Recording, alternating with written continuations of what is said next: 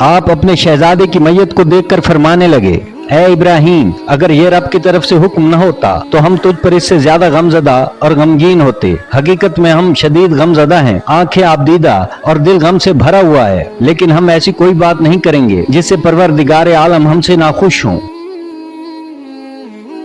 बिस्मिल्लाहिर्रहमानिर्रहीम। हजूर नबी करीम सल्लल्लाहु अलैहि वसल्लम ने हजरत मारिया कुब्तिया और उनकी बहन सरीन को इस्लाम की दावत दी तो दोनों बहनें दायरे इस्लाम में दाखिल हो गईं। नाजरीन, आपको बताता चलूं कि हजूर अनवर ने हजरत हातिब बिन अबी बलता को वाली सिकंदरिया के पास भेजा था, जिसने वापसी पर हजूर अनवर को मुख्तलिफ तहाइफ भेजे थे, जिनमें हजरत मारिया और उनकी बहन सरीन भी शामिल थी। इनके कबूल इस्लाम के बाद सरीन को हजरत हसन बिन साबित, जो कि इस्लाम के पहले नातगो शायर थे, उन्हें बख्श दी। उन्हीं के बतन से हजरत हसन के बेटे अब्दुर्रहमान पैदा हुए।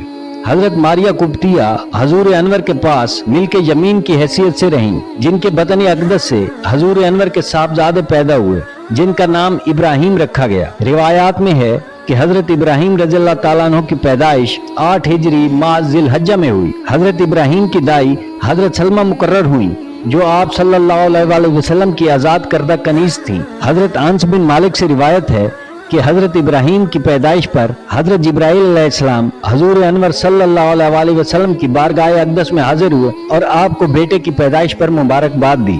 सुबह जब हजूर अनवर हरम से बाहर तशरीफ लाए तो सबको खुशखबरी सुनाई और फरमाया कि मैंने इसका नाम इब्राहिम रखा है अपने अजदाद की निस्बत से। गज़वा तबूक के चंद रोज बाद हजरत इब्राहिम बीमार हो गए। उस वक्त उनकी उम्र मुबारक 16 से 18 माह थी। हजरत अब्दुर्रहमान बिन औफ फरमाते हैं कि एक रोज हजूर अनवर मुझे अपने साथ एक नखलिस्तान में ले गए, जहां आप सल्लल्लाहु अलैहि वसल्लम के साहबजादे मौजूद थे। जब हम वहां पहुंचे तो उनकी तबीयत काफी खराब थी। हजूर अनवर ने अपने साहिबजादे को मेरी तरफ बढ़ाया। जब मैंने हजरत इब्राहिम को गोद में लिया तो उनकी रूह कफत से अंसरी से परवाज कर चुकी थी। हजूर ये मंजर देखकर निहायत गमजदा हो गए। मैंने हजूर अनवर से अर्ज की कि या रसूलल्लाह, आप दीदा हैं, क्या आपने हमें आहो बका और गिरिया से मना नहीं फरमाया? तो हजूर अनवर ने फरमाया कि मैंने 2 आवाजों से मना किया है, एक जो ऐशो इशरत में निकले और एक वो जो मुसीबत में निकले। फिर आप अपने बेटे इब्राहिम को देखकर फरमाने लगे, ऐ इब्राहिम, अगर ये रब की तरफ से हुक्म ना होता तो हम तुझ पर इससे ज्यादा गमजदा